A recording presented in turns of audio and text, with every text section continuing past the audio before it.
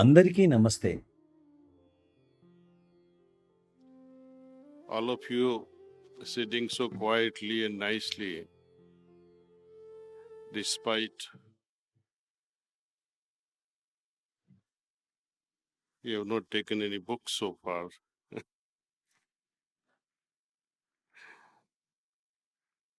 I'm moved by your presence. Thank you.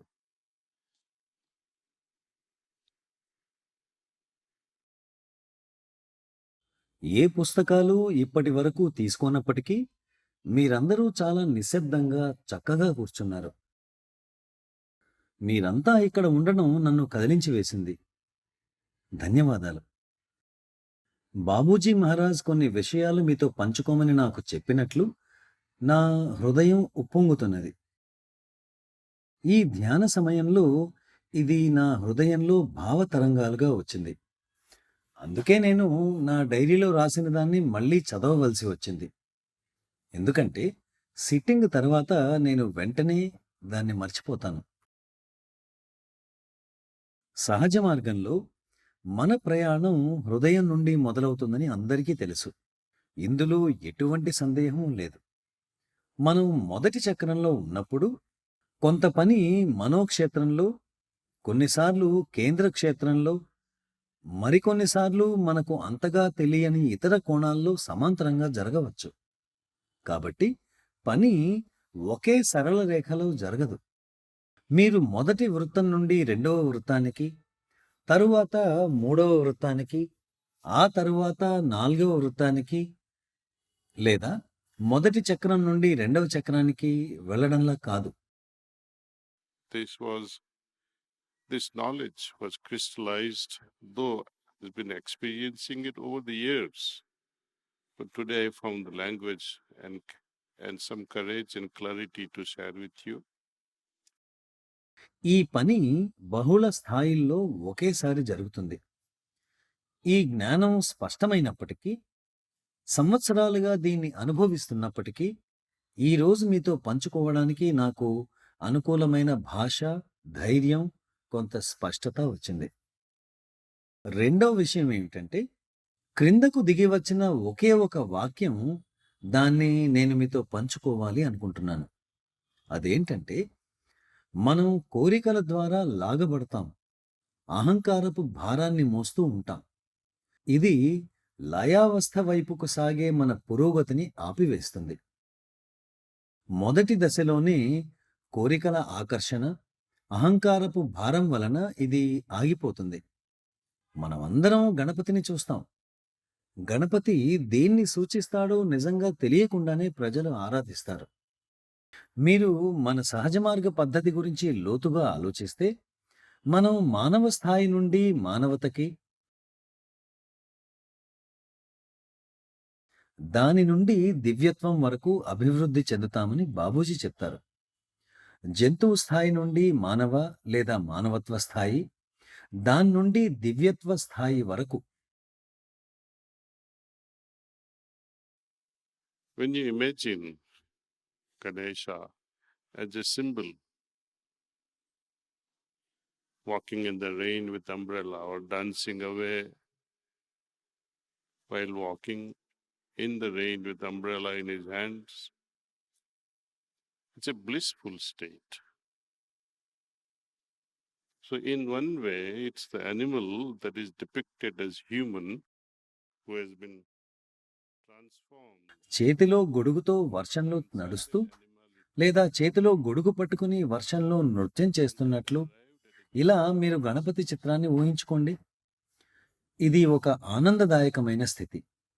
కాబట్టి ఒక విధంగా ఇది మనిషిగా రూపాంతరం చెందినట్లు చిత్రీకరించబడిన జంతువు. మృగతత్వాన్ని అధిగమించి ఆపై దివ్యత్వపు ఆనందకర స్థితికి చేరుకున్న మానవుడు. ఆ కోణం నుండి చూస్తే ఆయన విగ్రహం మొత్తం సంపూర్ణ ఆధ్యాత్మిక మార్గానికి ఒక ఉదాహరణ. అంతేకాక ఎలుక దేనికి సంకేతం? ఏనుగు ఎలుకపై స్వారీ చేయడం ఏమిటని మీరు ఊహించగలరా? మన అహంకారం దోమకు కూడా హాని తలపెట్టకూడదని తెలిపే ఒక సంకేతాత్మక దృశ్యమానం. ఏనుగులు కనీసం ఎలుకను కూడా బాధించకూడదు. మీరు, మీ భారం, మీ బరువు ఎవరినీ బాధించకూడదు. మీ ఉనికి, ప్రవర్తన గమనించబడనిదిగా ఉండాలి. అందుకే బాబూజీ జీవితంలో ఒక అందమైన భావన ఉంది. ముఖ్యంగా మీరు ఆయన జీవితాన్ని చూస్తే, తన మాస్టర్‌కు శిష్యునిగా బాగా సేవ చేసేవారు. ఆయన ఎప్పుడూ వెనకాల కూర్చునేవారు. ఆయనకు బిడియం ఎక్కువ. గ్రూప్ సిట్టింగ్ సమయంలో చివరి వరుసలో కూర్చునేవారు. ఇప్పుడిక్కడి నుంచి వెళ్లి బయట కూర్చోమని మిమ్మల్ని అనడం లేదు. హాలు ఖాళీ అయిపోయేంత వినమ్రత మనలో వద్దు. విషయం ఏంటంటే, అలాంటి వినమ్రతను పెంపొందించుకోవడం. ఈ సంపూర్ణ విశ్వానికి మాస్టర్‌గా ఉండి కూడా తాను అణకువగా ఉండటం, అంతటి సమర్థత కలిగిన మాస్టర్‌కు అంతటి శక్తిని అందించినప్పటికీ, మానవత్వానికి ఒక సామాన్య సేవకునిగా పనిచేస్తూ ఉండిపోవడమనేది ఒక అత్యున్నత సోపానం. ఆయన జీవితం ఈ అత్యంత సరళమైన విషయాన్ని తెలియజేస్తుంది. మీరు అంతిమ తత్వంతో లయం కావాలనుకుంటే, ఇంకా దాన్ని దాటి అంతకు మించి అధిగమించి వెళ్ళాలనుకుంటే, మనం పెంపొందించుకోవలసిన మొట్టమొదటి విషయం ఏంటంటే, అప్రాధాన్యకరంగా, గమనించబడకుండా ఎలా ఉండాలి అని. ఒక్క ముక్కలో చెప్పాలంటే, మీరు ఈ భండారం నుండి తీసుకెళ్లగలిగే ఏకైక సందేశం ఇదే. మీ అహంకారపూరిత వైఖరిని వీడండి. మనల్ని ఆ దివ్య సామ్రాజ్యం నుండి దూరంగా ఉంచే అతిపెద్ద లోపం ఇది. మనం మన స్వంత వ్యక్తిగత స్థానాలను పెంచుకుంటూ తత్ఫలితంగా బాధపడతాం. మన అహంకారపూరిత వైఖరికి మనం పెద్ద మూల్యం చెల్లిస్తాం. మొదట ఎల్లప్పుడూ అవతలి వ్యక్తి చెప్పేది వినండి. నేను మన కార్యవర్గ సభ్యులని ఎందరినో చూశాను. వాళ్ళకి ఇది అత్యవసరం. వాస్తవానికి చాలామంది మంచివారు ఉన్నారు, లేకపోతే ఇవన్నీ జరగవు కదా. అభ్యాసీలందరూ కూడా బాబూజీ మహారాజ్ దిశగా ఈ ఉన్నతమైన మిషన్ వైపు ఆకర్షితులవుతున్నది ఆ సంస్కారాల కారణంగా, ఆ ఉత్తమ గతం కారణంగా. మనమందరం ఆ వెలుగుకు దీపపు పురుగుల్లా ఆకర్షితులమవుతున్నాం. సహజ మార్గం అందించే ఈ వెలుగులో ఆహుతి అవడానికి మిమ్మల్ని మీరు అనుమతించండి.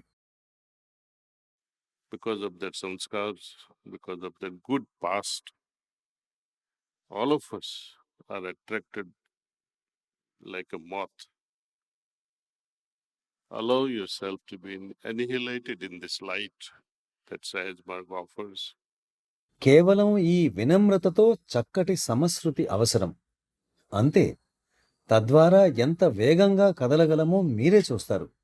దాజీని సైతం మీరు అధిగమించగలుగుతారు. నేను మీకు ఆ భరోసా ఇస్తున్నాను. ధన్యవాదాలు.